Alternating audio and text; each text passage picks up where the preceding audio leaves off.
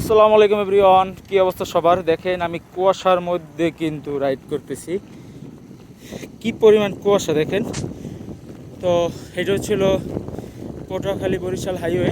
তো মানে এখান দিয়ে হচ্ছে ঢাকার উদ্দেশ্যে রওনা দিয়েছি। এটা হলো ঢাকা পটুয়াখালী বরিশাল হাইওয়ে। এখন আমি বরিশালের দিকে এগিয়ে যাচ্ছি। খুব সকালে বের হয়েছি, অলরেডি 20 কিলোমিটার রাইড ডান দেখেন। আর হচ্ছে 7টা প্লাস আর কি, 8টার কাছাকাছি। দেখেন কি পরিমাণে কুয়াশা। তো আমরা যারা ঢাকাতে থাকি আমরা কিন্তু এই ধরনের কুয়াশা দেখতে পাই না। এই হচ্ছে একটা অবস্থা দেখেন। ওয়াও, সেই লাগতেছে কিন্তু মুহূর্তটা। যে এখানে থাকবে সেই বুঝতে পারবে আসলে এখানে ওয়েদার ডিমান্ডটা কত বড় আর কি। যাই হোক, এইখান থেকে আবার কুয়াশা কম, লোকালয় বলে কথা।